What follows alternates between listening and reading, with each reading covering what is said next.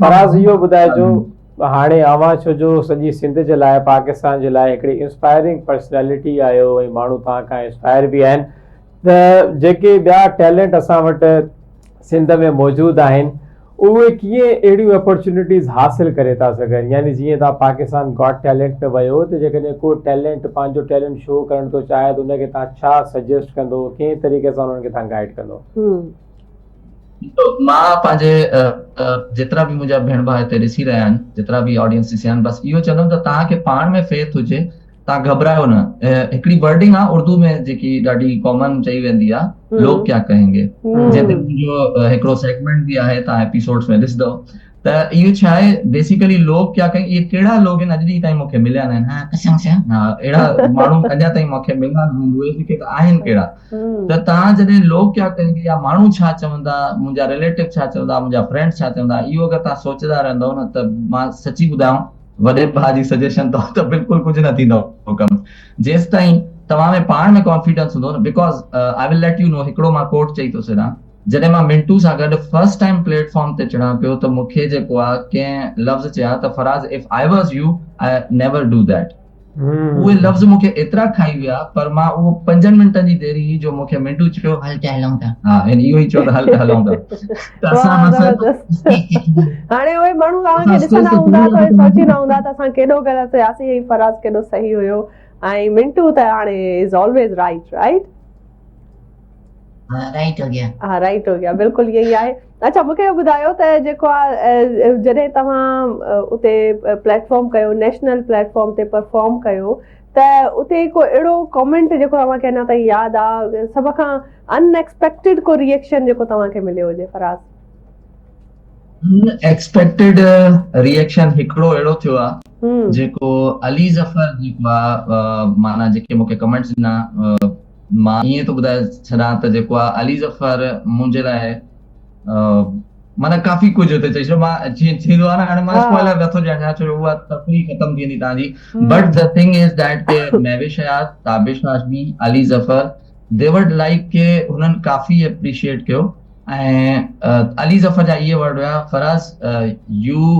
R a showbiz person and you belong to this industry and welcome to the industry माना इहे लफ़्ज़ जेके हुया न इहे ॿुधण जे लाइ मां 18 साल लॻाया हुया इन मीडिया इंडस्ट्री में अचण जे लाइ ऐं तव्हांखे इहो मां ॿुधायांव त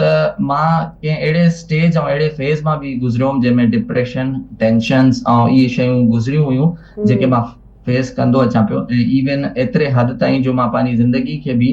तरजीह न पियो ॾियां त तव्हां उन्हनि माण्हुनि खे मां चवां थो त जेके मायूस आहिनि स्ट्रेस आहिनि ॾिसो 18 साल बि त गुज़री विया न त तव्हां कॾहिं बि मायूस न थियो इहो स्पार्क तव्हांजी ज़िंदगी में कॾहिं बि अची थो सघे या मोमेंट कॾहिं बि अची सघे उहे लफ़्ज़ तव्हांखे हमेशह यादि रहंदा बसि अल्लाह ते बिल्कुलु फराज़ असां बि यकीनन अवां जे लाइ इलाही ज़्यादा ख़ुशि आहियूं अवां खे हिन अंदाज़ में ॾिसी करे उहा ई ॻाल्हि आहे हर इंसान जो ॾींहुं ईंदो आहे जेके ॾिसंदड़ नाज़रीन आहिनि जेकॾहिं उहे कंहिं पासे इहो सोचनि था पिया असांजो वक़्तु कॾहिं ईंदो त वक़्तु अचण में देरि न लॻंदी आहे इहा ई सूरत हाल आहे। मूंखे मिंटो जी हिकिड़ी मासूमियत ॾिसी करे न माना मां हमेशह ॾाढो मुंहिंजी दिलि जेका आहे उहा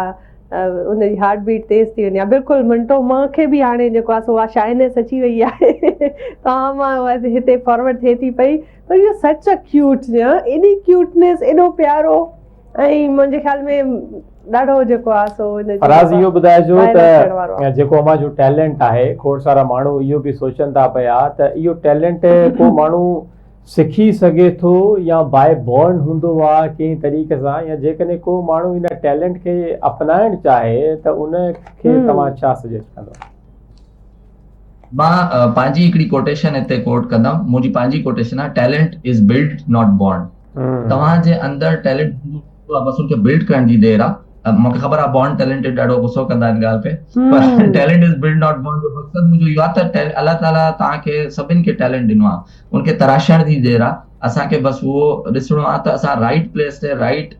टाइम जो असां बसि वेट कयूं ऐं जेकी तव्हांजी इंट्रस्ट आहे जंहिं शइ में जेको तव्हांजो टैलेंट आहे उन्हनि शयुनि जे इर्द गिर्द तव्हां उन्हनि माण्हुनि में ई सोशलाइज़ थियो जेके उन टैलेंट सां तरजीह करनि था या उहे टैलेंट रखनि था या उहे शयूं ॼाणनि था जॾहिं तव्हां उहा शइ रखंदव त ऑटोमेटिकली उहो तव्हांजो टैलेंट वाज़े बि थींदो वेंदो, तव्हां लर्न बि कंदो वञो। जेतिरो क़दुरु तव्हां पाण खां पाण सिखी था सघो न, ओतिरो तव्हांखे कोई ॿियो नथो सेखारे सघे, because you know your self. Okay, बिल्कुलु बहितरीन आहे।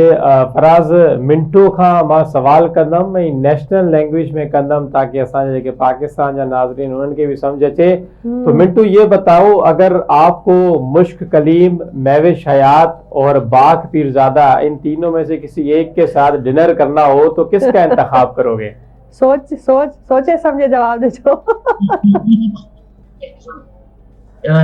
ऐसे करेंगे तो तीन दिन करना है डिवाइड करने के। दोबारा रिपीट करो, आवाज समझ ना है भाई। इसको जन्म 3 दिन में डिवाइड कर देंगे। तो 3 दिन में डिवाइड कर देंगे। अच्छा, सही है। ओके, यानी तीनों को राजी रखने का सोचा हुआ है तुमने।